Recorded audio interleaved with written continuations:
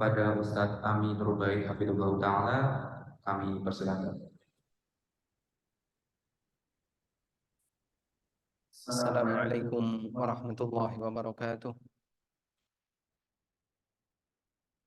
Alhamdulillahi rabbil alamin. Wassalatu wassalamu ala ashrafil mursalin. Nabiyyina wa maulana Muhammadin wa ala alihi wa sahbihi ajma'in. Wa ashhadu an la ilaha illallah wahdahu la syarika lah. Wa ashhadu anna Muhammadan abduhu wa rasuluh. Sallallahu alaihi wa ala alihi wa sahbihi. Wa man tabi'ahum bi ihsanin ila yaumiddin. Alhamdulillah, puji syukur kita haturkan kehadirat Allah Azza wa Jalla atas rahmat dan kemudahan yang Allah berikan kepada kita sehingga kita dikumpulkan oleh Allah Ta'ala dalam majelis ilmu yang insya Allah tujuannya dalam rangka untuk mengenal Al-Quran dan hadis Nabi Sallallahu Alaihi Wasallam lebih dekat.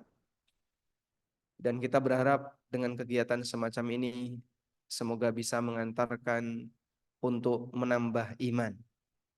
Sebagaimana yang kita ketahui bahwa janji Nabi Sallallahu Alaihi Wasallam, orang yang hadir di majelis ilmu, Allah akan menurunkan as-sakinah. Nabi Sallallahu Alaihi Wasallam bersabda, "Majtama'a qaumun fi baitin min buyutillah yatluna kitaballah wa yatadarasunahu bainahum illa nazalat alaihimus sakinah." Apabila ada sekelompok orang yang berkumpul di rumah Allah, lalu mereka mengkaji ayat-ayat Allah, maka akan turun as-sakinah. Dan dengan as-sakinah, iman seorang hamba akan bertambah. Sebagaimana yang Allah firmankan, "Huwallazi anzalas sakinata fi qulubil mu'minin."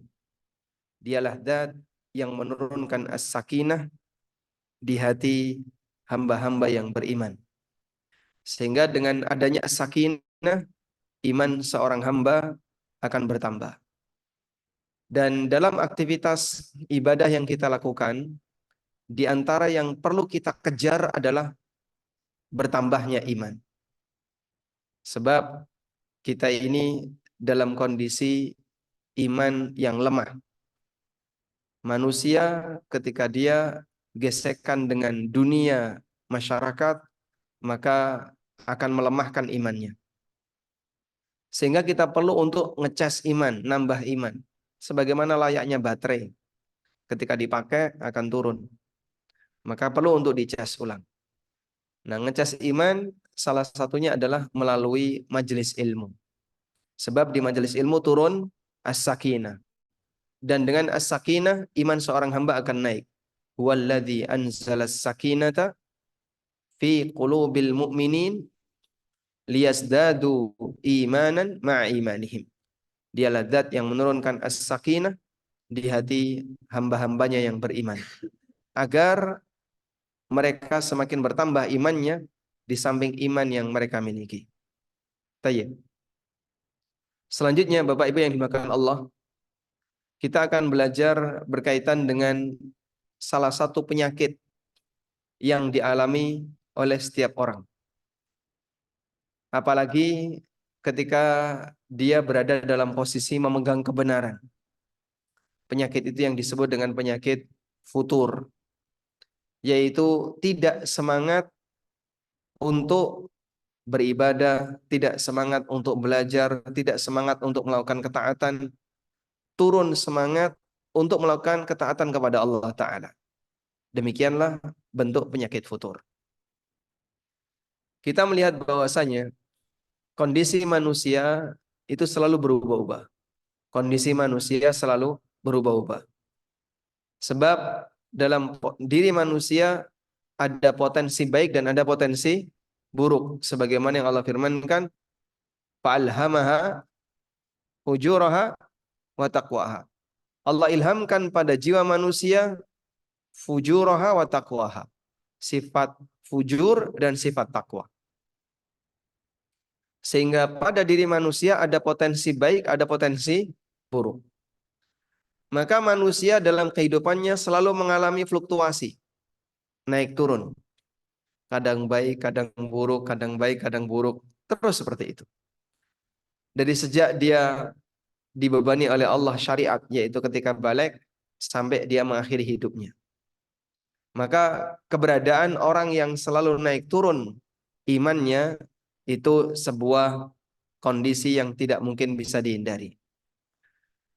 Oleh karena itu, keadaan naik turunnya iman, yang itu merupakan bagian dari kodrat seorang hamba, tidak mungkin bisa kita hindari. Maka yang lebih penting untuk kita pikirkan adalah pada saat iman naik, kita jangan sampai menjadi orang yang kebablasan sehingga gulu. Dan ketika iman sedang turun, jangan sampai lepas sehingga kita jadi nggak punya kendali. Bagian itulah yang penting untuk kita pikirkan. Sehingga futur tidak mungkin dihilangkan. Tapi bagaimana ketika kita futur, kita tetap terjaga sehingga tidak melebihi batas. Ada batas atas, ada batas bawah. Melebihi batas atas disebut gulu. Kemudian turun sampai melebihi batas bawah, maka bisa berbahaya. Bahkan sampai pada tingkatan kekufuran, waliyadzubillah. Dan ketika turun sampai melebihi batas bawah disebut jafa. Batas atas, ketika orang melebihi batas atas disebut gulu. Tapi kalau melebihi batas bawah disebut al-jafa. Tayyib. Realita bahwasanya iman itu naik turun disebutkan oleh Nabi SAW dalam hadis yang diriwayatkan oleh Al-Hakim dan At-Tabrani. Rasulullah SAW bersabda, "Innal imana la yakhlaqu fi jawfi ahadikum." Sesungguhnya iman itu bisa pudar dari hati kalian. Iman bisa pudar dari hati kalian. Kama yakhlaqut thawbu, sebagaimana kain bisa pudar. Kita punya kain makin lama makin bagus atau makin lama makin hilang warna? Warnanya makin pudar, warnanya makin surut. Bahkan tidak hanya warnanya, kadang benangnya hilang satu, hilang dua, sampai akhirnya rusak semua. Rasulullah SAW menceritakan bagaimana realita iman dalam hati seorang hamba. Innal imana la yakhlaqu kama yakhlaqus thawb. Sesungguhnya iman itu bisa pudar sebagaimana kain bisa pudar. Fas'alullaha ayyujaddidal imana fi qulubihim. Karena itu mintalah kepada Allah agar dia selalu memperbarui iman kita fi qulubikum, di hati kalian. Yang bisa menjaga iman seorang hamba hanya Allah.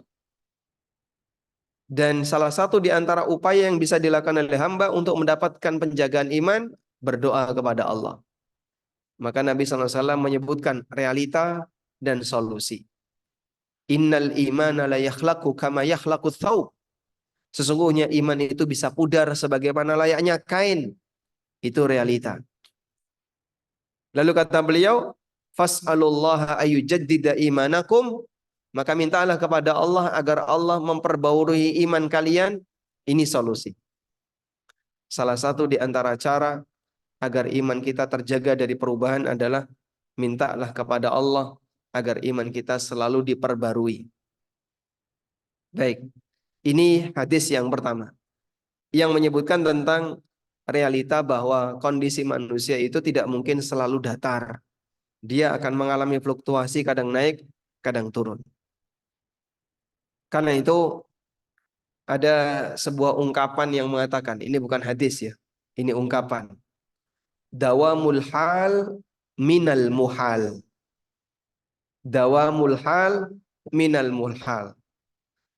Bertahan pada satu keadaan itu hal yang mustahil. Grafik manusia kalau datar terus seperti ini, muhal, itu mustahil, gak mungkin terjadi.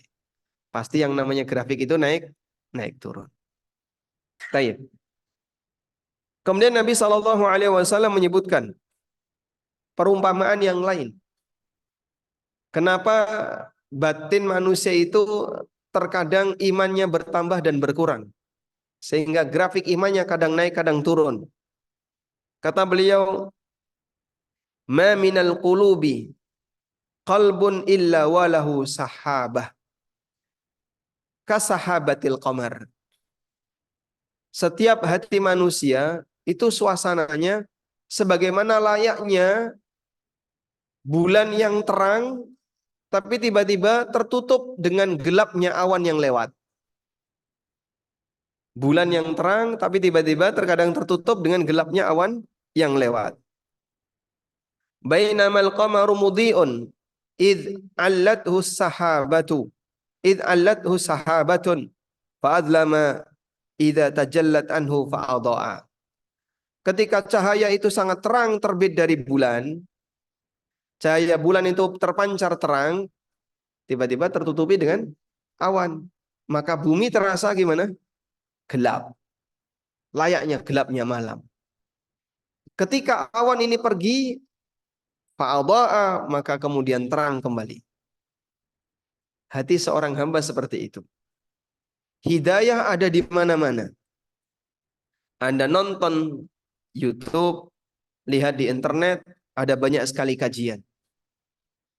Maka ibarat seperti layaknya bulan yang selalu memancarkan cahaya, namun terkadang ada awan yang gelap melewatinya, kemudian suasana hati kita jadi gelap.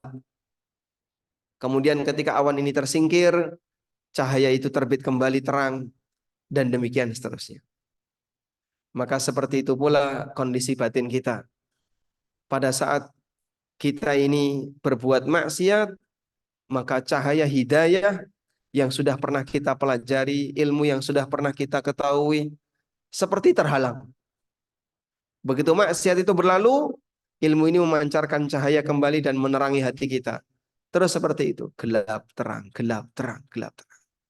Semakin sering awan yang lewat, maka semakin sering mengalami kegelapan. Taib. Dan dalam hadis yang lain, Rasulullah Shallallahu Alaihi Wasallam juga menyebutkan tentang kondisi hamba yang grafiknya naik turun. Kata beliau dalam hadis dari Abdullah bin Umar radhiyallahu anhu, Nabi Shallallahu Alaihi Wasallam bersabda, Inna likulli amalin syirratan, wa likulli syirratin fatratan. Setiap amal itu ada masa rajin, ada masa futur.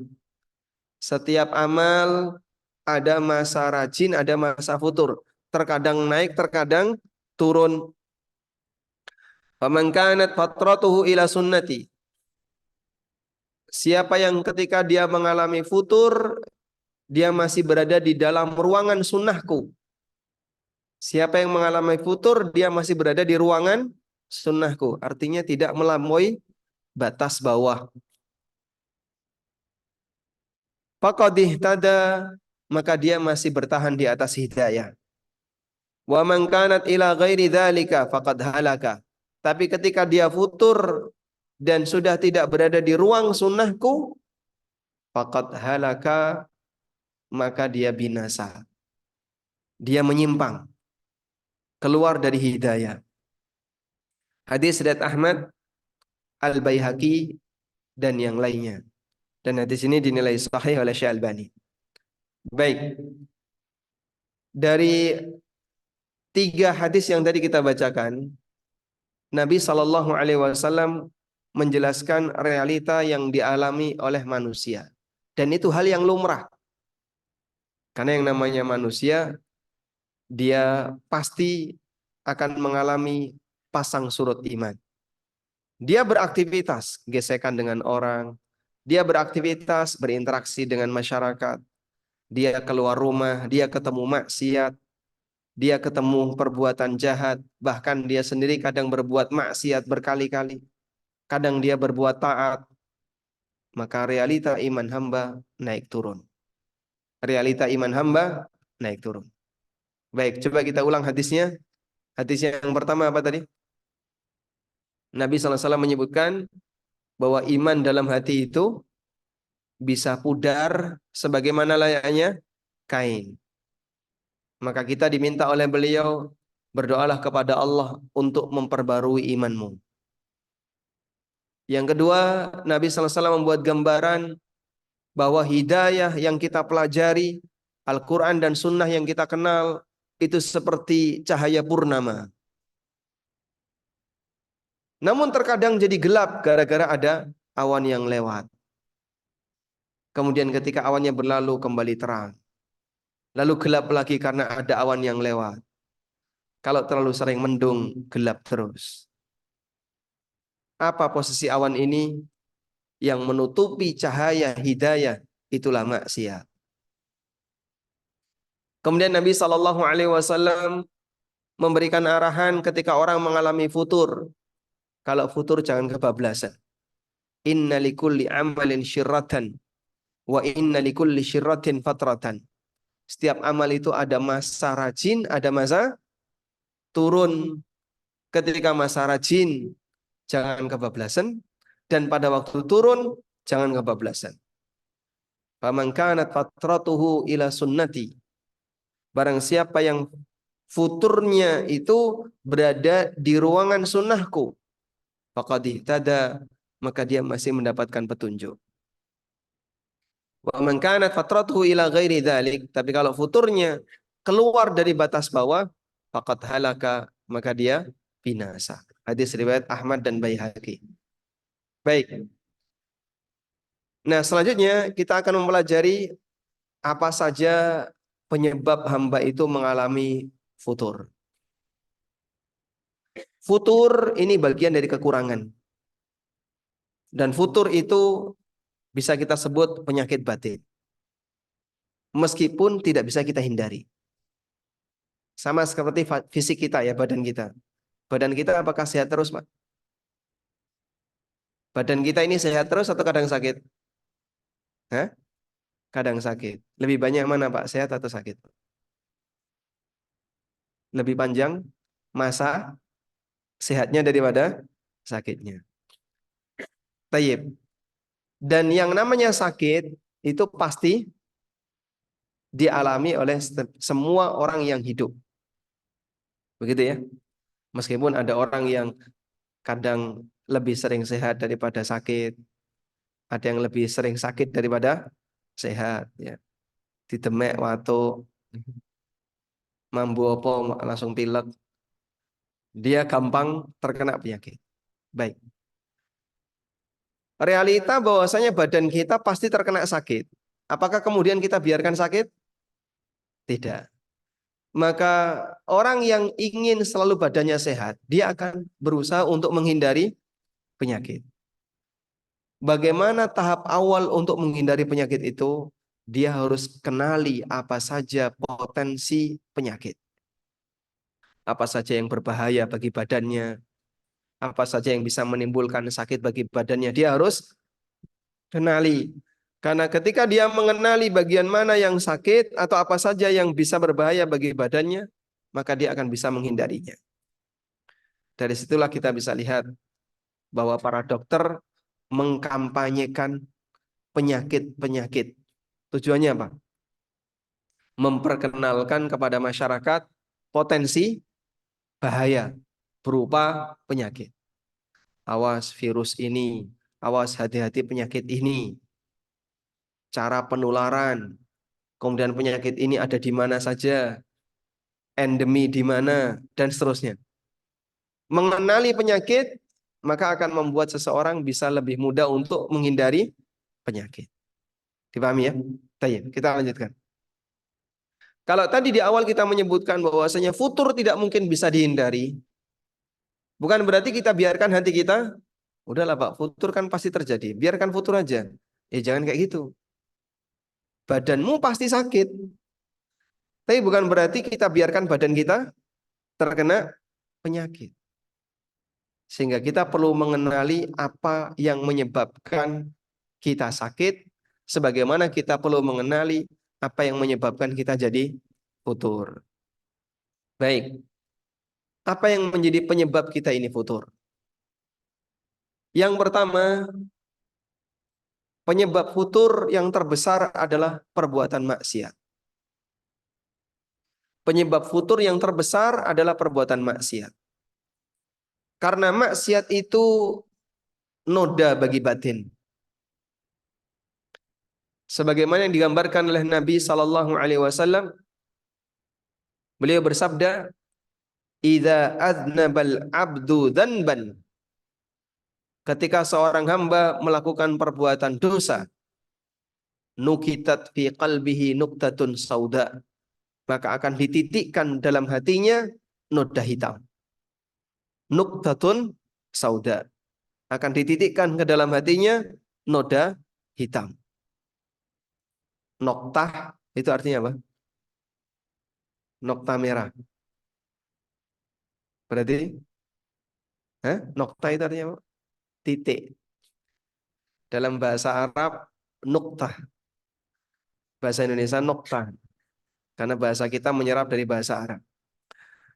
Apabila seorang hamba melakukan perbuatan maksiat, nukitat fi qalbihi, maka akan dititikkan dalam hatinya nuktatun sauda, noda hitam.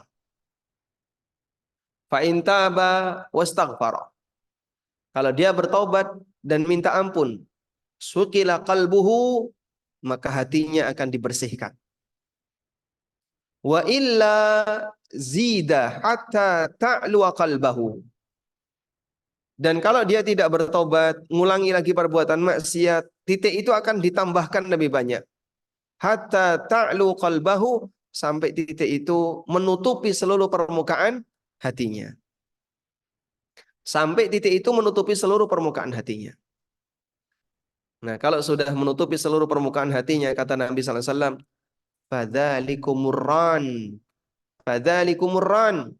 Itulah ran yang menyebabkan seorang hamba tidak bisa hatinya ditembus oleh hidayah. Sehingga sampai orang berbuat kekufuran, sebabnya adalah karena di hatinya ada ron. Ron tadi apa? Tabir hidayah. Kapan ron itu terbentuk?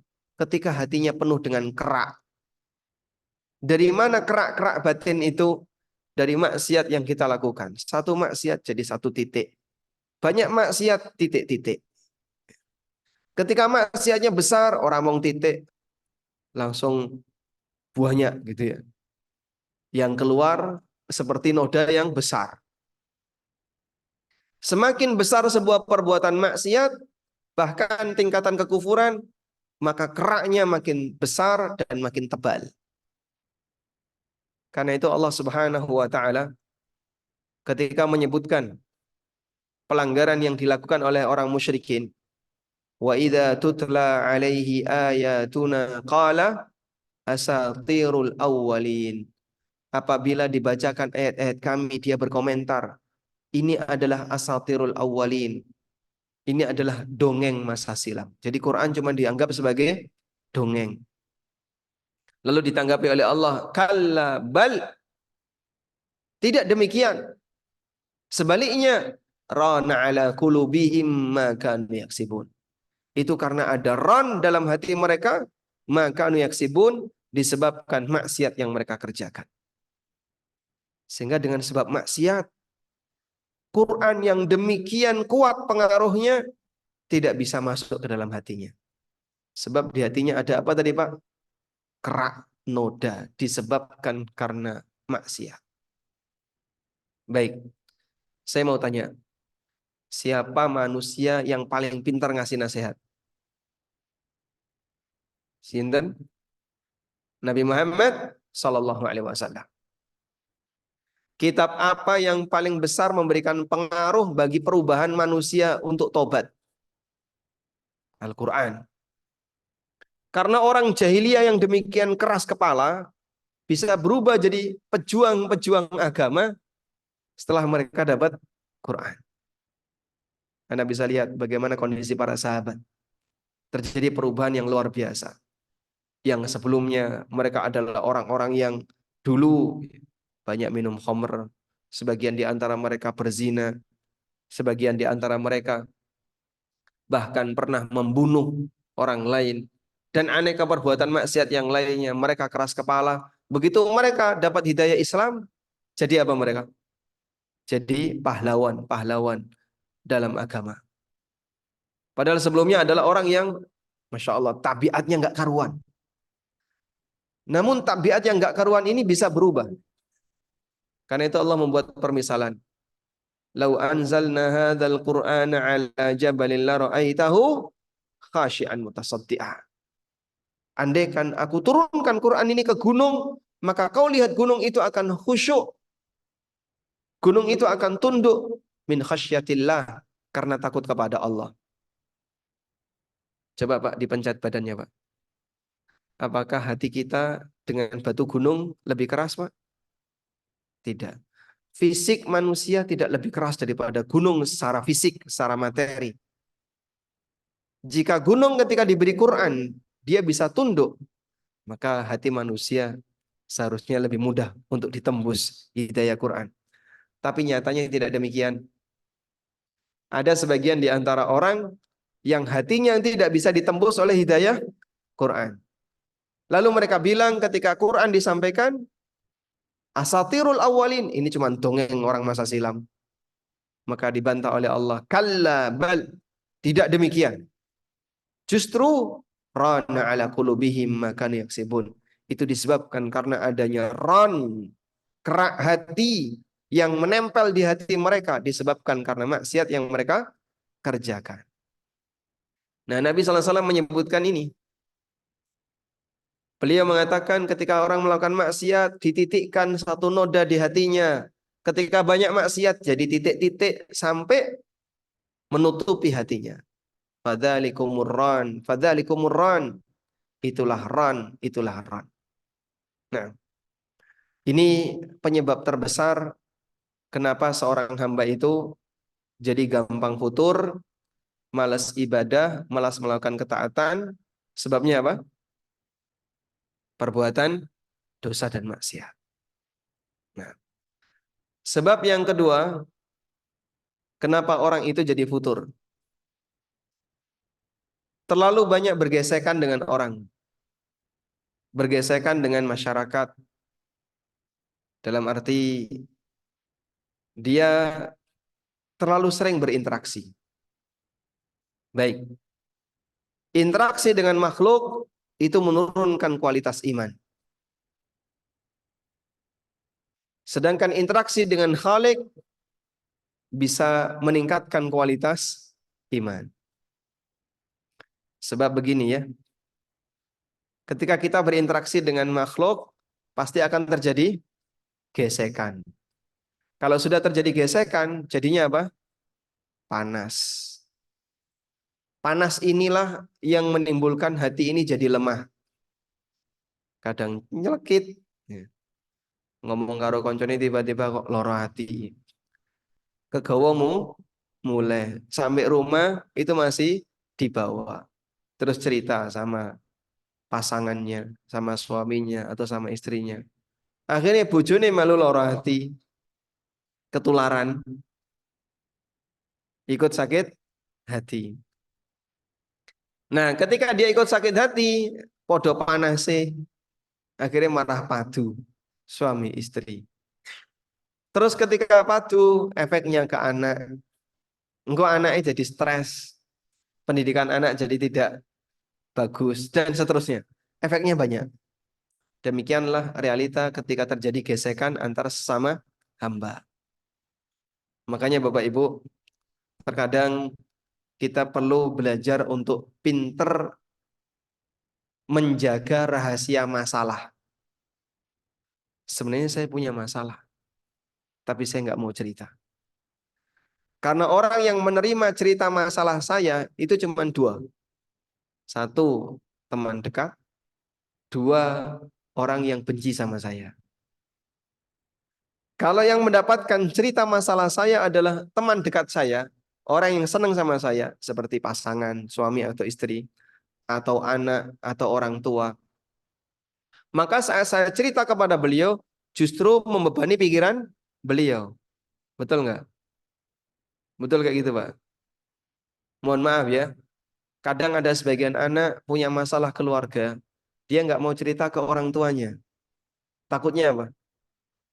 Saya nggak pingin bapak saya kepikiran. Saya nggak pingin ibu saya kepikiran. Karena anak sayang sama orang tuanya. Sehingga ketika anaknya ini sayang sama orang tuanya, maka si anak ini tidak ingin cerita masalahnya ke orang tuanya. Baik. Maka ketika ada orang senang share masalah dia ke teman dekatnya, berarti itu menunjukkan dia nggak senang sama temannya. Gimana? Biar kamu ikut sedih seperti saya. Coba buat seperti ini dalam aktivitas kita. Sehingga ketika Anda mau cerita, coba bayangkan di depan Anda ini yang menerima cerita ini siapa? Orang yang senang sama Anda ataukah orang yang benci sama Anda? Kalau yang menerima cerita adalah orang yang benci sama Anda, begitu dia menerima cerita, batinnya itu ngomong, syukur kapok kowe. Rasakno saiki kowe iki kaya ngene.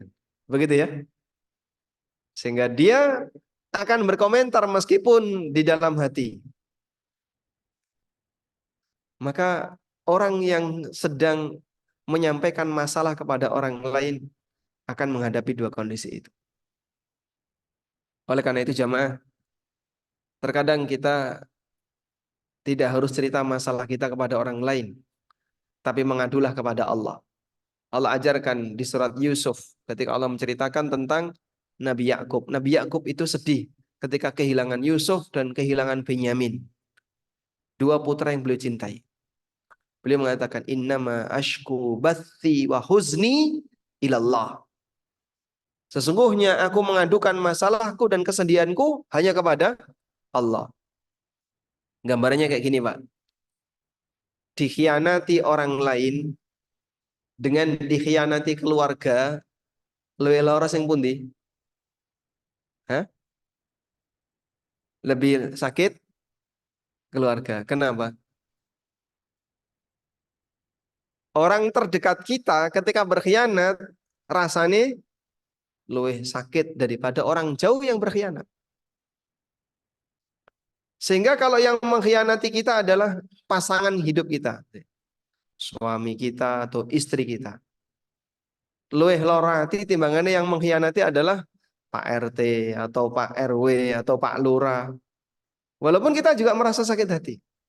Oh ini Pak RT-nya berkhianat, tak titipi duit, ora tekan gone misalnya. Misalnya, lara ati mboten? Lara hati. Tapi lebih sakit hati lagi ketika yang mengkhianati adalah keluarga kita. Apa yang bisa Anda bayangkan ketika Nabi Yakub dikhianati oleh anaknya sendiri? Maka beliau sangat sedih.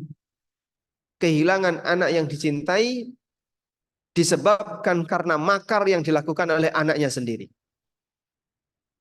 Tapi beliau mengadukan kesedihan itu kepada Allah Ta'ala. Innama ashku bathi wa huzni ilallah. Sesungguhnya aku mengadukan kesedihanku hanya kepada Allah. Tayyib. Dan ketika seorang hamba mengadukan kesedihannya kepada Allah, muncul rasa tawakal. Dengan itu, maka Allah akan memberikan solusi yang terbaik. Walaupun bisa jadi tidak seketika. Karena Allah ingin melihat sejauh mana kesabaran hamba ini dalam menerima ujian. Dengan adanya ujian, dengan bisa berdoa lebih khusyuk. Dengan adanya ujian, kita bisa nangis di hadapan Allah dan seterusnya. Baik, kembali ke sini. Tadi apa? Dengan terlalu sering gesekan sama orang, maka kita jadinya turun kualitas iman. Ada sebuah ungkapan, jenengan boleh tulis ungkapan ini. Ini bukan hadis ya, tapi ungkapan yang disampaikan oleh para ulama. Zikrul makhluqi da'un wa zikrul khaliqi dawa'uhu. Saya ulang. Zikrul makhluqi da'un wa zikrul khaliqi dawa'uhu. Sering menyebut makhluk itu sumber penyakit. Sering menyebut makhluk itu sumber penyakit. Wa dzikrul khaliqi dawa'uhu, dan zikir menyebut khalik itu adalah obatnya. Zikir menyebut khalik maksudnya pripun? Bermunajat kepada Allah, membaca Al-Quran, berzikir, dan seterusnya. Sering menyebut makhluk itu penyakit, dan menyebut khalik itu obatnya. Baik. Karena itu jamaah, gesekan dengan orang silahkan, tapi jangan terlalu dominan. Ada model orang yang senengannya kumpul, nek gak kumpul, lara weteng misalnya. Kalau nggak kumpul, sirai ngeluh. Sehingga arisan Senin, arisan Selasa, arisan Rebo, kumpulan, Kemis, dasawisma, Jumat, makan-makan, Sabtu, Senin pengajian. Alhamdulillah. Masya Allah. Selalu kumpul, kumpul terus. Nah, nek kumpul ngobrol. Kadang mohon maaf, ada sebagian orang yang merasa kesepian. Merasa kesepian, dolang ning gone koncone. Gak mulai-mulai, Pak. Dari pagi sampai sore kayak mulai. Ya mbuh masak-masak, ya mbuh ngene, ya mbuh ngene. Kalau budaya sebagian masyarakat kan berbeda-beda ya. Saya lihat budaya Jogja itu pintu tertutup. Budaya di sini pintu rumah itu tertutup. Budaya di Lamongan, di tempat saya, di Paciran, pintu itu selalu terbuka. Ditutup hanya kalau nggak ada orang. Kalau ada orang selalu terbuka. Jadi kalau saya di sana, pintu tak tutup itu ya di sana nih. Kok ditutup dong? Wono wong ning jero kok ditutup. Jadi pintu ditutup dalam posisi normal itu nggak boleh. Karena budayanya pintu dibuka. Dari saya kecil sampai sekarang juga masih seperti itu. Sehingga kalau pintu ditutup, nah itu pertanda orangnya nggak ada. Nah, karena tradisinya pintu dibuka, maka tonggone melbu mae tonggone bludas-bludus. Ya mau nyeluk, terus melbu udah buka kulkas ya. Nggak sampai buka kulkas ya. Terus paling melebu, lungguh, udah. Terus ngobrol ngalor ngidul, udah. Umumnya seperti itu. Tonggone golek konco tonggone karo petan, gitu. Terus grenengi tonggone liyane. Seperti itu. Karena bagi dia nek dhewean ning omah kok ngelangut kesepian, lunga ning omahe tonggone terus ngobrol lama. Nanti kurang lebih 2 jam baru pulang. Demikianlah contoh orang yang terlalu sering berinteraksi, dia merasa kesepian kalau nggak kumpul sama teman. Namun dalam Islam justru seperti ini kalau bisa dikurangi. Kita butuh me time. Me time-nya untuk apa? Untuk zikir, untuk baca Quran, untuk ibadah. Terlalu sering berinteraksi seperti ini, Anda kekurangan waktu pribadi. Saat kekurangan waktu pribadi, akhirnya kesempatan baca Qurannya nggak ada, kesempatan untuk belajar jadi kurang, kesempatan untuk zikirnya jadi hilang. Akhirnya ibadahnya jadi turun. Karena terlalu banyak kumpul sama orang. Apalagi kalau sudah punya komunitas. Isinya cuman kalau nggak shopping, healing, mancing, camping. Isinya cuma itu aja, Pak. Mohon maaf ya, ada beberapa komunitas pengajian. Pengajiannya loh Pak sejam. Lebih dari sejam ustadznya diingatkan. Mohon maaf Pak Ustadz, waktu sudah habis. Tapi selesai kajian, orang langsung bubar. Ngapain? Hari ini kita kemana? Hari ini kita kemana? Terus iuran, makan-makan di sini. Nanti gantian makan-makan di sini. Gantian traktir. Jadi kan nggih ngoten niku. Hah? Buatan, buatan salah nomor pripun? Buatan benten. Baik. Jadinya disebabkan dia terlalu sering gesekan dengan orang, kumpul-kumpul dengan orang, me time-nya kurang. Me time itu apa sih, Pak? Hah? Kadang kan ada sebagian ibu-ibu yang bilang, saya butuh me time. Ya sudah, nggak diganggu sama suaminya, nggak diganggu sama anak-anaknya. Terus kemana? Keloyongan. Podo wae. Katanya me time, tapi malah kemana gitu, terus jalan-jalan sama temennya. Ini bukan me time. Kamu cuman beralih saja dari yang sebelumnya bersama suami, sekarang bersama teman. Suaminya juga gitu. Saya butuh me time.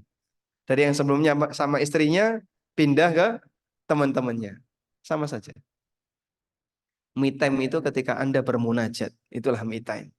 Waktu pribadi. Lalu Anda bersama Sang Pencipta.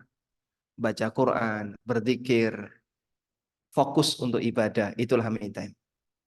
Nah, Nabi SAW mensuasanakan ini saat iktikaf. Makanya ketika beliau iktikaf, beliau masuk ke mana? Masuk ke mana? Ke tenda di dalam masjid. Jadi di masjid itu dikasih tabir. Dikasih tabir banyak sekali. Sehingga beliau begitu selesai sholat jamaah, beliau masuk ke dalam bilik itu, tabir itu, dan tidak berinteraksi dengan siapapun. Nggak ada tanya jawab, nggak ada tausiah, nggak ada pengajian, fokus ibadah. Khusus kapan? Ketika iktikaf. Sebab selama 11 bulan isinya berinteraksi dengan orang, bergesekan dengan orang. Maka di Ramadan 10 terakhir difokuskan untuk itu. Inilah yang bisa membuat hati seorang hamba imannya bertambah.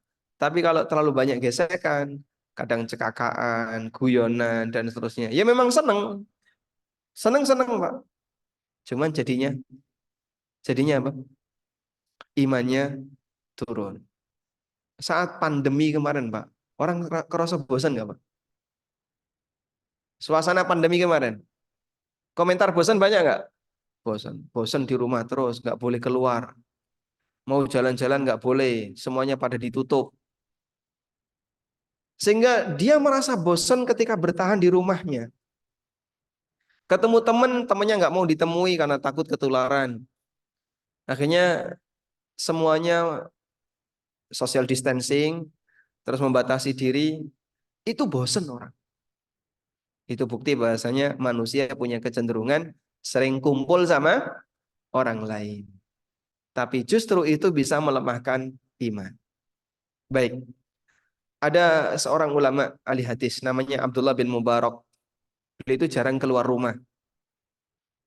Keluar rumah ya nek pas sholat jamaah, atau pas ngisi pengajian, atau pas apa ada kebutuhan baru keluar rumah. Maka ditanya sama tetangganya, sama teman-temannya, ala tastauhish, napa jenengan nggak kesepian? Kok bendino ngomong ning jero omah ora tau metu? Apa nggak kesepian? Lalu jawab Abdullah bin Mubarak, wa kaifa astauhish wa ana ma ashabin Nabi sallallahu alaihi wasallam. Bagaimana saya merasa kesepian sementara aku ditemani oleh para sahabat Nabi sallallahu alaihi wasallam? Kok bisa, Pak? Padahal Abdullah bin Mubarak hidup jauh setelah zaman Nabi, tidak pernah ketemu dengan para sahabat Nabi sallallahu alaihi wasallam. Beliau generasi tabi'in, hidup di abad kedua Hijriah, sekitar tahun seratusan ke atas. Tapi kenapa beliau bisa mengatakan, aku tidak kesepian karena aku ditemani oleh para sahabat Nabi sallallahu alaihi wasallam. Maksudnya adalah karena ketika beliau di dalam rumah, beliau baca hadis. Saat beliau baca hadis dari Abu Hurairah, dari Jabir bin Abdullah, dari Ibnu Umar, dari Aisyah, dari Anas bin Malik, Abu Sa'id Al-Khudri, itu seolah-olah beliau sedang ditemani oleh banyak sahabat. Itulah kehidupan ulama. Sehingga bagi ulama, sendirian itu justru hobi mereka. Dan mereka butuh banyak waktu me time. Sehingga dengan itu mereka bisa banyak mengkaji ilmu. Masya Allah. Coba kita buat diri kita seperti itu, Pak ya. Jadi bapak-bapak, ibu-ibu, me time-nya dengan belajar membaca buku. Anda tidak akan merasa kesepian. Kenapa? Saya ditemani dengan banyak tokoh sejarah di buku yang saya baca. Masya Allah. Seolah-olah kita menyelami. Saya seperti di depan saya itu ada penasihat. Saya baca bukunya Ibnu Qayyim, Pak. Di depan saya itu seperti ada Ibnu Qayyim yang sedang bicara sama saya. Di depan saya seperti ada Ibnu Taimiyah. Di depan saya seperti ada An-Nawawi. Di depan saya seperti ada sahabat, ada ini. Jadi dia belajar itu seperti merasakan sedang dapat nasihat dari penulis yang mengarang buku itu. Kalau bisa demikian, kita insya Allah bisa menikmati kesendirian bersama buku dan ilmu. Ini bisa lebih menjaga stabilitas iman. Tapi kalau senengannya dolan, ya, kumpul, ayo rujaan, rujaan. Barujaan ganti satenan, satenan. Terus ganti apa lagi? Isinya cuman masak-masak sambil keliling di tempat yang lain. Baik, itu bisa berbahaya. Yang ketiga, yang menjadi penyebab futurnya seorang hamba adalah ketika dia terlalu banyak menyia-nyiakan waktunya untuk hal yang tidak bermanfaat. Semangat itu jadi turun gara-gara sering nyekrol, scroll, gitu kan? Nah, itu jadinya Arab mau Quran ras itu. A'udzubillahi minasyaitonirrajim. Shopee. Nah, terus buka. Baru baca ta'awud. Terus ada notifikasi. Ceding. Terus buka ke situ. Nah, kalau sudah buka ke situ terus gimana, Pak? Scroll terus. Scroll. Wih, ini kok barangnya apik murah. Masukkan keranjang belanja. Scroll lagi. Apik murah ya. Masukkan keranjang belanja lagi. Terus kayak gitu ya. Sampai akhirnya ngantuk. Arab mau Quran ras itu. Terus merem. Nggih, seperti itu rata-rata. Sehingga scroll itulah yang bisa menyebabkan semangat kita yang tadinya punya rencana mau baca Quran jadi hilang. Scroll malah jadi hilang. Semangatnya untuk berbuat baik. Dan banyak orang yang punya rencana berbuat baik jadi tertunda disebabkan karena membuang-buang waktu untuk hal yang sia-sia. Orang dulu ketika punya rencana, sesuk aku arep apa? Isu-isu wis gasik ya. Pagi-pagi dia sudah langsung menyiapkan berangkat neng sawah, boning. Jadi tidak tertunda. Waktu mereka lebih efisien. Itu orang dulu sebelum ada HP. Orang sekarang ketika punya rencana, nyantai dulu, nyekrol dulu, mepet-mepet waktu, baru berangkat. Akhirnya kadang telat. Nah, hal yang sia-sia ini yang bisa menyebabkan seorang hamba jadi lemah untuk beramal, lemah dan untuk beramal. Karena itu Nabi SAW mengatakan, badiru bil a'malis salihati fitanan kakita'il lailil mudlima.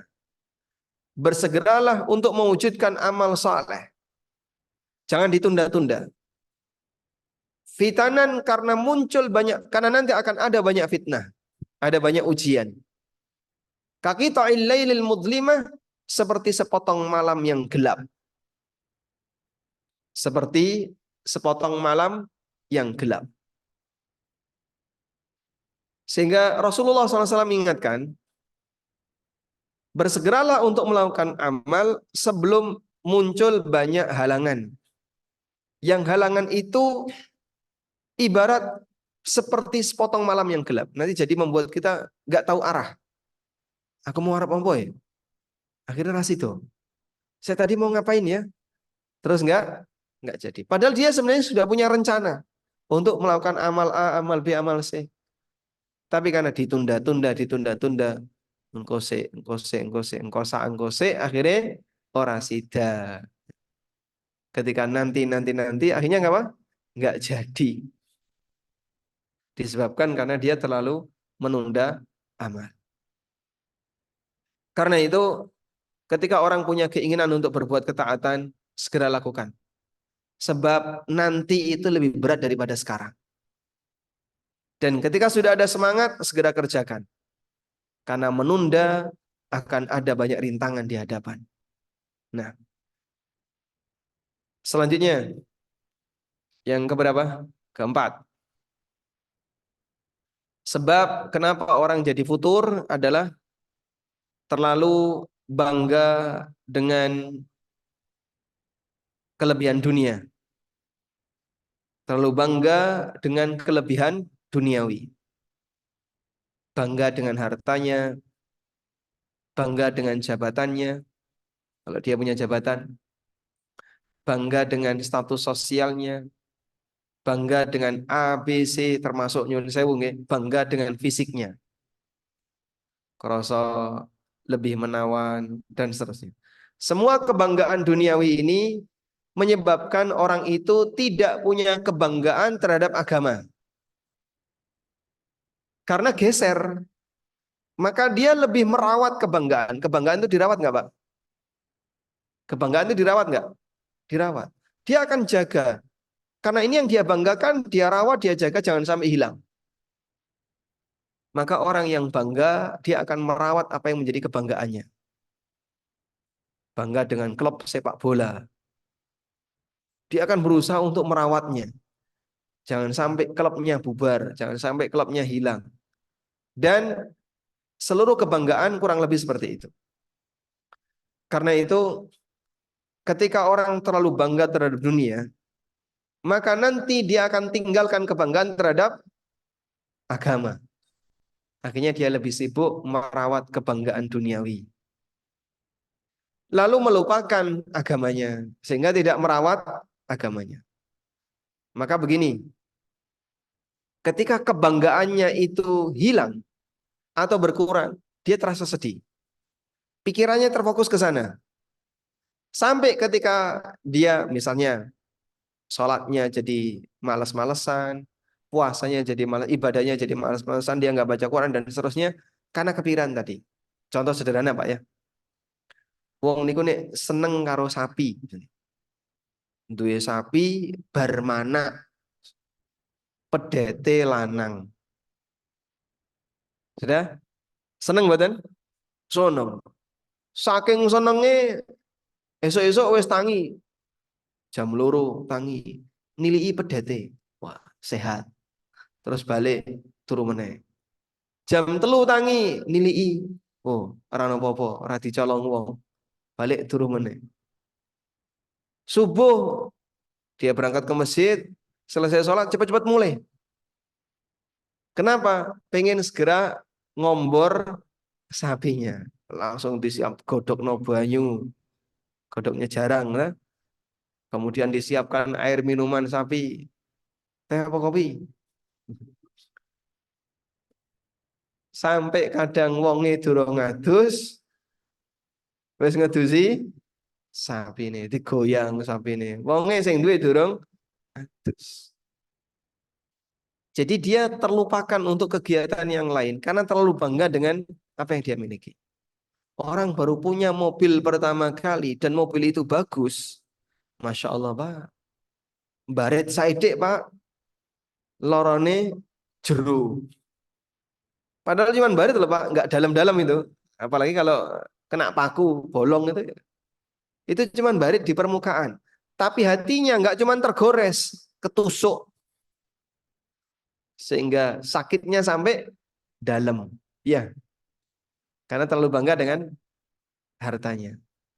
Dan itu membuat kadang dia sampai jadi malas ibadah, harap ngelakoni sholat, kepikiran terus sapinya.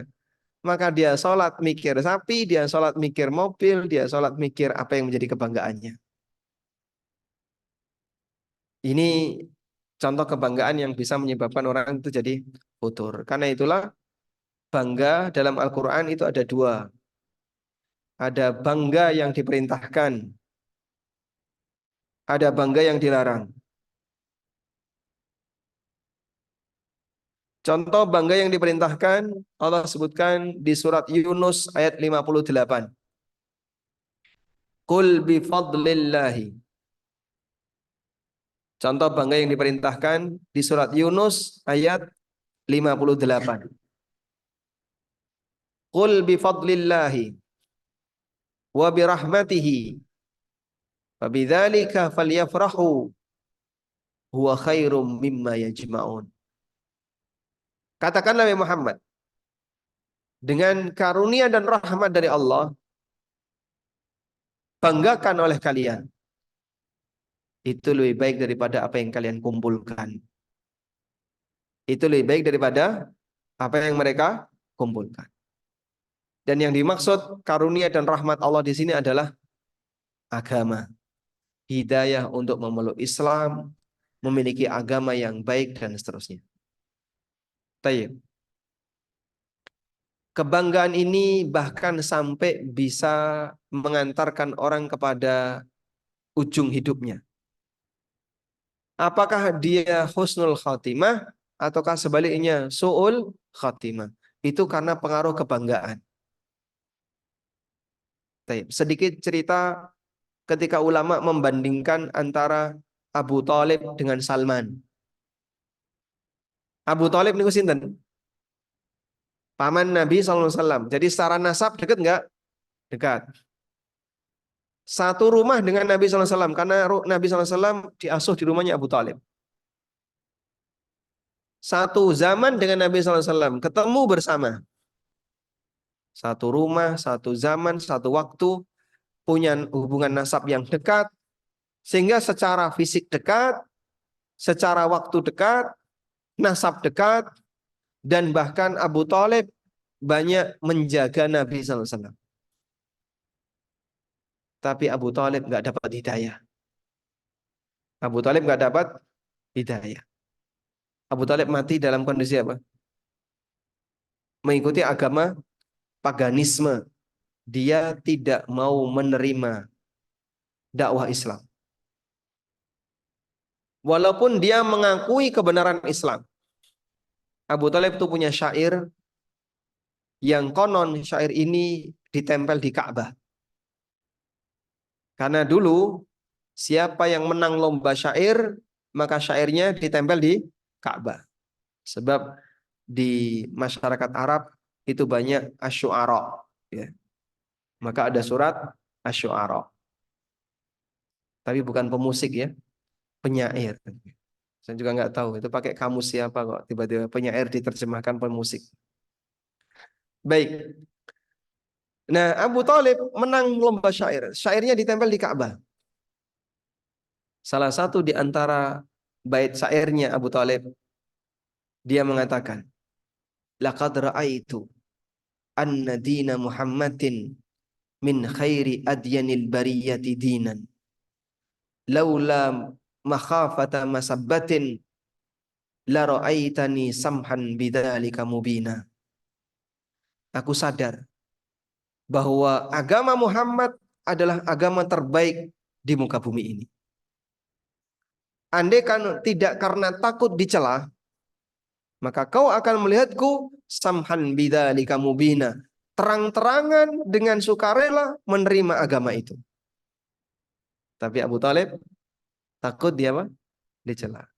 Sebab ketika dia mau mengikuti Nabi SAW, nanti khawatir dianggap telah menodai agama nenek moyang. Dan Abu Thalib sangat bangga dengan nasabnya. Maka ketika ditanya, man anta? Ana Abu Thalib al-Qurashi. Saya adalah Abu Thalib dari suku Quraisy. Ibnu man anta? Kamu putra siapa? Ana ibnu Abdul Muttalib. Aku adalah anak dari Abdul Muttalib. Dan Abdul Muttalib tokoh Quraisy. Di mana kamu tinggal? Saya tinggal di tanah suci Mekah. Dia membanggakan apa? Membanggakan nasabnya, membanggakan posisinya dan seterusnya. Berbeda dengan Salman. Salman aslinya Persia. Tidak punya hubungan nasab dengan Nabi Shallallahu Alaihi Wasallam. Secara posisi jauh, nasabnya nggak ada hubungannya. Bahkan mungkin sangat jauh sekali. Dan Salman dulu tidak ketemu Rasulullah SAW awal-awal sebelum jadi sahabat. Beliau jauh dari Nabi Sallallahu Alaihi Wasallam, tidak ketemu Nabi Sallallahu Alaihi Wasallam. Nah, ketika masuk Islam, Salman itu jadi orang yang sangat tawadhu dan sangat membanggakan Islam. Maka saat dia ditanya, "Man anta? Siapa kamu?" "Ana Muslim." Saya seorang Muslim. "Ibnu man anta?" "Kamu putra siapa?" "Ana ibnul Islam." Aku putra Islam. Nggak penting ayahku namanya siapa. Yang penting saya adalah seorang Muslim. Maka Allah kasih hidayah Salman dan Allah tidak kasih hidayah Abu Talib. Sehingga kebanggaan terhadap sesuatu itu bisa menyebabkan seorang hamba dijauhkan dari hidayah. Karena kebanggaan itu menyita kebanggaan terhadap agama. Sehingga dengan demikian Allah Subhanahu wa taala tidak memberikan hidayah baginya. Wallahu a'lam. Baik, mungkin demikian yang bisa kita sampaikan sebagai pengantar. Semoga bermanfaat. Wassallallahu ala nabiyyina Muhammadin wa ala alihi wa sahbihi wasallam.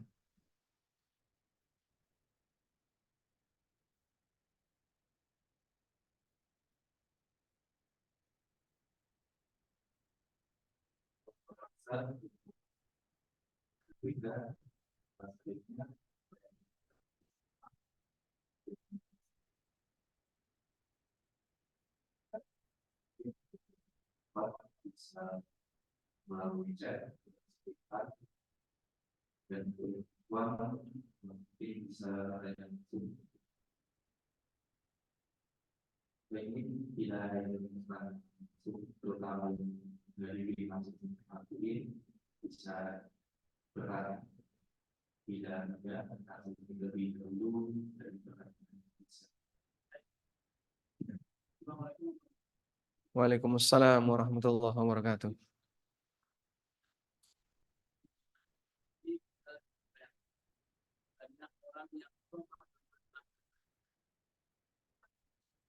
Tapi apa yang tidak Perbuatannya kurang bagus. Pemahaman agamanya bagus, perbuatannya kurang bagus. Bisa kasih contoh, Pak, bentuk perbuatan yang kurang bagus itu? Oh, politikus. Mereka yang bermain di dunia politik. Baik. Sisi kekurangannya di mana? Apa yang dia katakan tidak sesuai dengan apa yang dia kerjakan. Kayaknya ini terjadi sepanjang zaman dulu. Namanya model orang yang terlibat dalam dunia politik, pasti ya seperti itu. Kata orang, tidak ada kawan abadi dan tidak ada lawan abadi. Kawan jadi lawan, lawan jadi kawan. Cuman syahwat manusia di dunia politik masih sangat besar. Sebab potensi kekayaan di sana sangat besar. Jauh lebih basah daripada jadi pengusaha. Ada salah satu pengusaha yang bilang, kita kalau mengawali bisnis itu perjalanannya panjang. Sebenarnya ada satu cara untuk jadi sukses secara instan. Gampang sekali. Ikut partai. Karena kalau orang mengawali bisnis dari bawah pelan-pelan ya, sampai akhirnya bisnis itu berkembang, itu kan butuh proses yang lama. Tapi kalau kemudian orang ikut partai, kemudian nebeng dengan partai yang besar, terutama yang punya peluang menang, nanti pasti akan kecipratan. Nah, kalau sudah kecipratan, kadang mendapatkan nilai yang besar. sukses secara instan. Itulah syahwat kenapa orang selalu bertahan di dunia politik. Cuman begini ya, kita menghadapi sebuah zaman di mana realita kehidupan politiknya seperti itu. Lalu apa yang harus kita lakukan? Nah, jika ada orang yang berbuat salah, syariat mengajarkan, kau ingatkan, man ra'a minkum mungkaran falyughayyir. Kalau kau melihat adanya kemungkaran, maka ubahlah kemungkaran itu. Tapi ketika tidak mungkin bagi kita untuk mengubah kemungkaran itu, minimal adalah kamu jangan ikut-ikutan di kemungkaran itu. Minimal. Oleh karena itu dalam hal ini, ketika kita tidak punya peluang untuk memberikan perubahan, melakukan perubahan terhadap situasi yang ada di dunia mereka, ya minimal kita jangan ikut-ikutan seperti mereka. Satu. Kemudian yang kedua, kalaupun ada hak kita yang belum tertunaikan, katanya mau dikasih ini, mau dikasih ini, mau dikasih ini, nyatanya nggak ada, sehingga hak kita belum tertunaikan.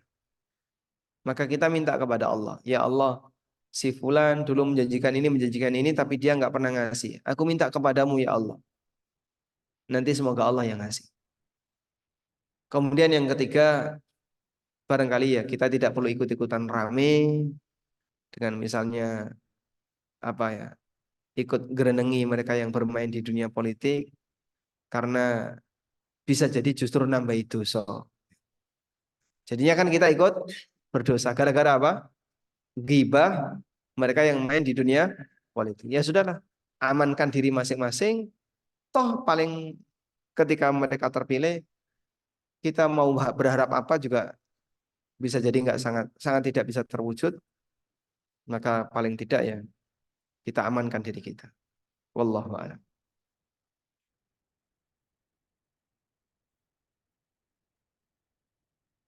Nah, silakan.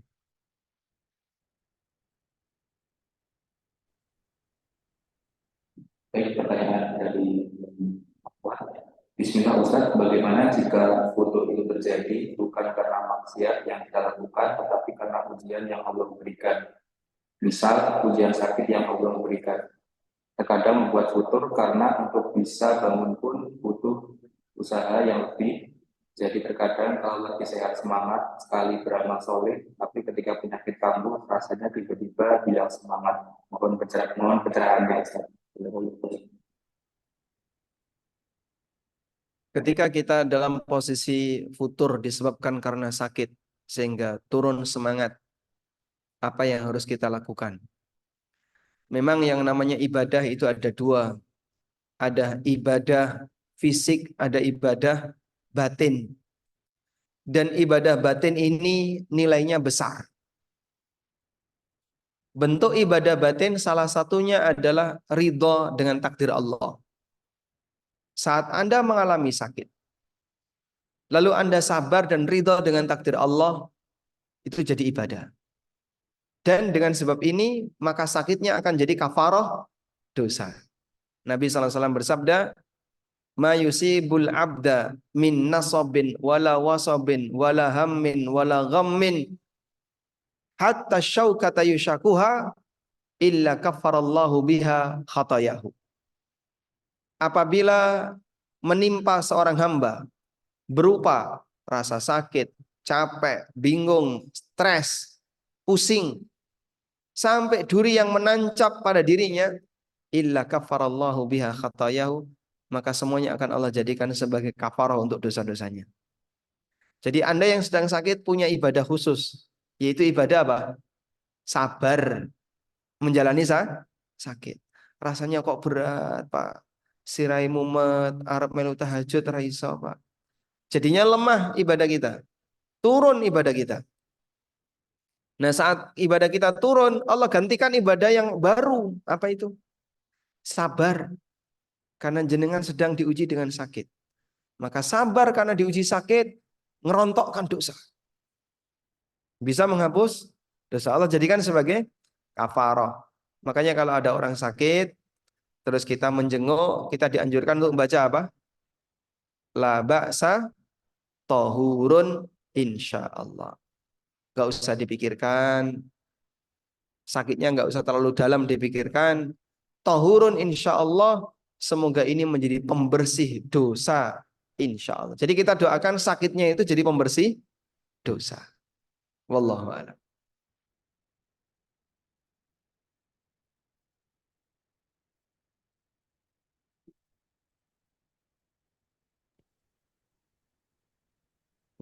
Cukup?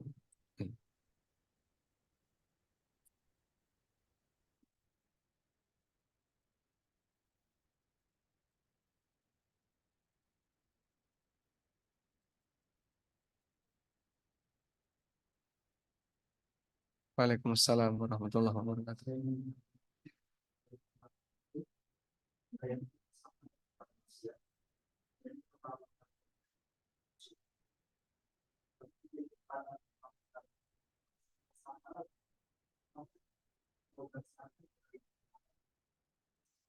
Nah, jika kita mengalami futur lalu kita maksiat, kemudian kita tobat dengan serius, tobat nasuha, lalu maksiat lagi, apakah tobat berikutnya akan diterima?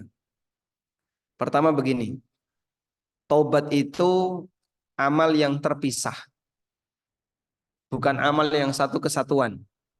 Sebab amal itu ada dua, ada amal yang satu kesatuan dan ada amal yang terpisah. Amal yang sifatnya satu kesatuan, jika batal di bagian ujung, batal di bagian depan. Ada orang puasa 5 menit sebelum maghrib mengalami haid. Bagaimana nasib puasanya? Hah? Batal.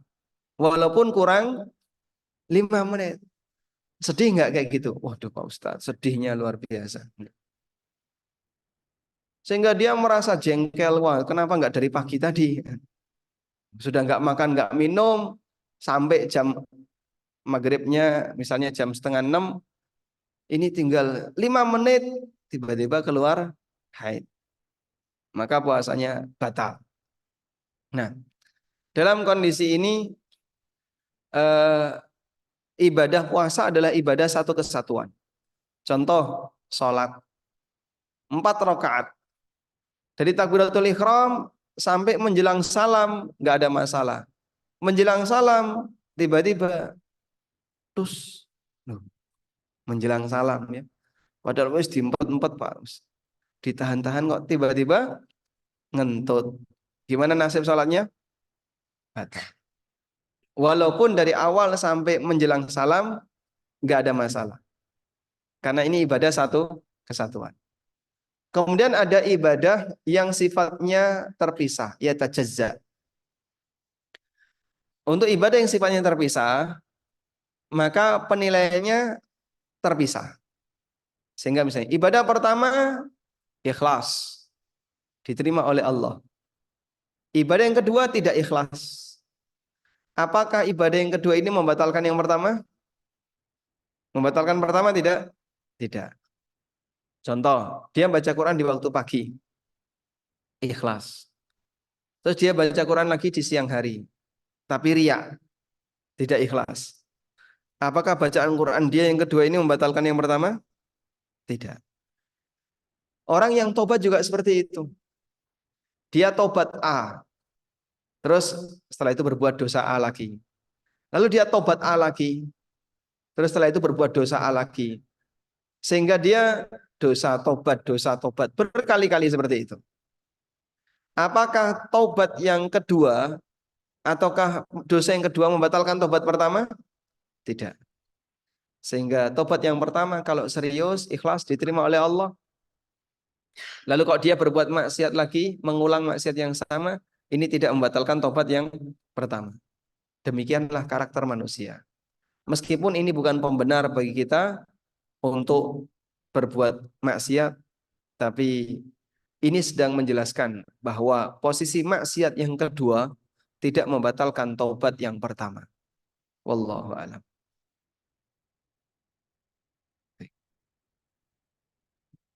Nah, ada langsung, silakan langsung aja. Waalaikumsalam warahmatullahi wabarakatuh. 6 bersaudara, nggih. Di luar tema, berarti di luar masjid atau di baik gimana? Nggih.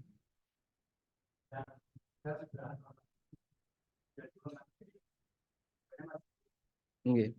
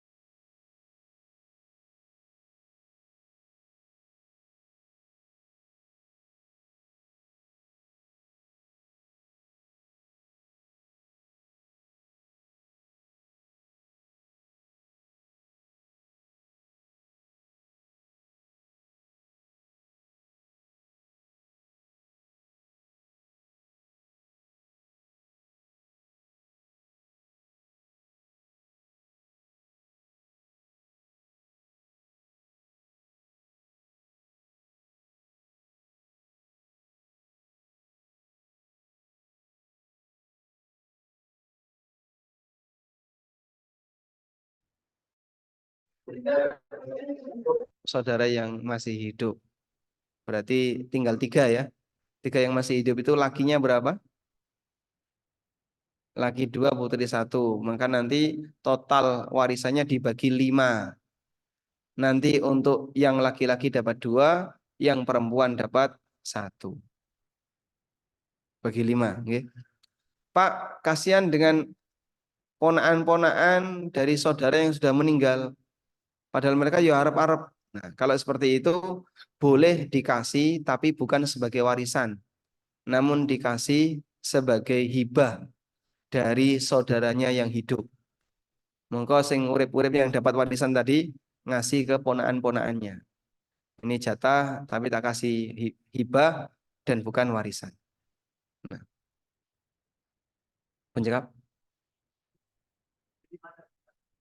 Karena laki-laki kan 2. Laki-laki 2, laki-laki 1, laki-laki dapat 2. 2 kali 2 pinten? 4. Yang perempuan dapat 1. Perempuannya 1 dapat 1. 2 tambah 2 tambah 1. Nah, yang almarhum yang sudah meninggal nggak dapat. Tapi nanti boleh dikasih dari yang dapat warisan tadi ngasih hibah ke ponaan. Nah, karena warisan tidak dikasihkan ke orang yang sudah mati. Orang yang sudah mati kan di kuburan. Mbah kula badhe ngeterke warisan kangge jenengan kan. Siapa yang mau nerima nggih? Monggo. Selanjutnya. Waalaikumsalam warahmatullahi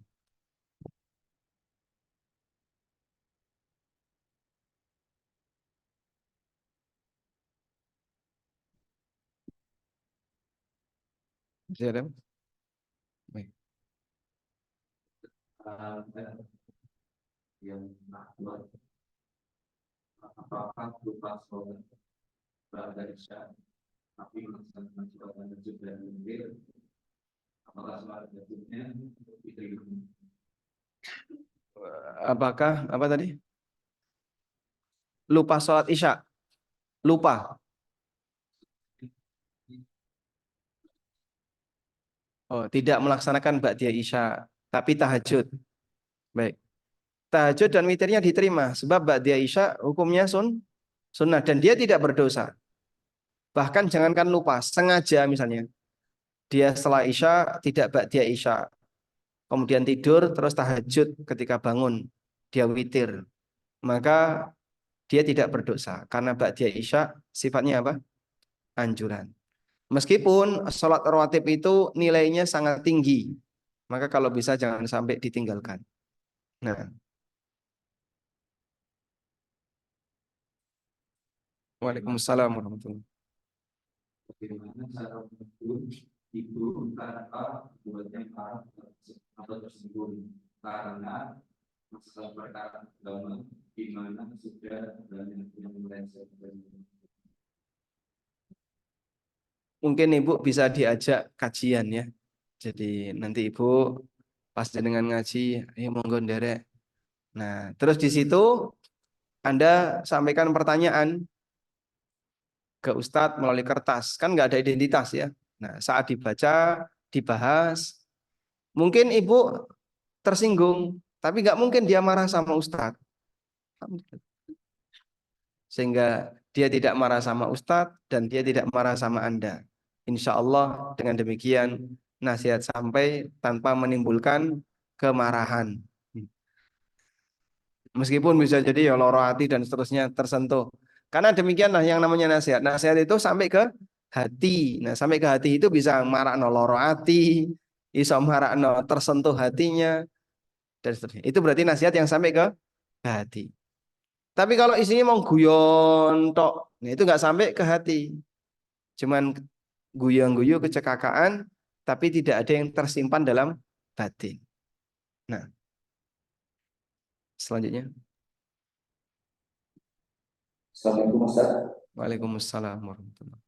Bagaimana cara menegur, bagaimana cara mengembalikan niat yang baik yang telah terbuang karena menunda keinginan berbuat ketaatan. Mungkin maksudnya dia punya niat baik melakukan ketaatan, tapi karena ditunda jadi niat baiknya hilang. Bagaimana cara mengembalikannya? Nah, kalau sudah kembali sadar ya segera diulangi lagi. Yang kemarin ditarik kan tidak bisa. Jadi kalau ada orang yang punya niat baik, terus ditunda sampai niat itu hilang, kemudian sadar, ya segera balik niat kembali. Misalnya pengen umroh, terus ditunda, dipakai ini dulu duitnya, dipakai ini, habis. Nah, terus dia dapat duit lagi. Kemudian dia ingat niat umroh dulu. Gimana caranya ya? Mengembalikan niat dulu. Wes rasa dibalik nih, niat baru lagi aja. Saya mau niat umroh, baik, ada dananya? Ada, nggak usah ditunda lagi. Nanti batal lagi. Kurang lebih seperti itu. Pertanyaan selanjutnya, Ustaz. Bagaimana caranya agar ibadah dan imannya menjadi kokoh dan kuat? Setelah kita mengenali penyakit futur tadi ya, bagaimana caranya agar ibadah kita jadi kokoh, iman kita jadi kokoh? Pasca kita mengenali futur, kemudian penyebabnya, selanjutnya Anda berusaha untuk hindari penyebabnya. Sehingga setelah kita tahu penyebab futur A, B, C, berarti solusinya adalah hindari penyebab-penyebab futur ini. Nah, kalau sudah sampai terjadi futur, dilakukan pengobatan dengan cara rajin datang ke majelis ilmu yang bisa memberikan nasihat. Di Mesir itu ada seorang syekh yang ketika ceramah, beliau itu bisa bikin nangis jamaah. Termasuk ketika khutbah Jumat. Jadi yang nangis itu yang nangis banyak sekali. Sampai terkenal di kalangan orang Mesir. Siapa yang pengen nangis, datang ke khutbah Jumatnya syekh ini. Beliau adalah Syekh Muhammad Hasan. Khutbahnya bagus-bagus.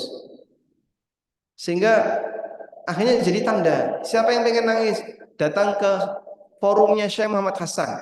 Nangis ini. Karena terkadang disentuh bagian dalam batin. Ya, cuman mohon maaf pakai bahasa Arab dan tidak bisa diterjemahkan, susah karena panjang. Baik. Nah, kurang lebih seperti itu keberadaan majelis ilmu itu bisa membuat seorang hamba jadi bisa memperbarui imannya. Seperti di awal tadi ya. Iman akan bertambah dengan kita diberi sakinah dan sakinah itu turun saat kapan? Saat di majelis ilmu. Wallahu a'lam. Baik.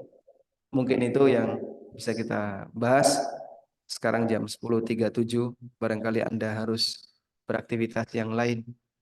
Semoga apa yang kita bahas ini bermanfaat. Wassallallahu ala nabiyyina Muhammadin wa ala alihi wa sahbihi wasallam. Wa akhiru da'wana alhamdulillahi rabbil alamin. Subhanakallahumma wa bihamdika asyhadu an la ilaha illa anta astaghfiruka wa atubu ilaik. Wassalamualaikum warahmatullahi wabarakatuh.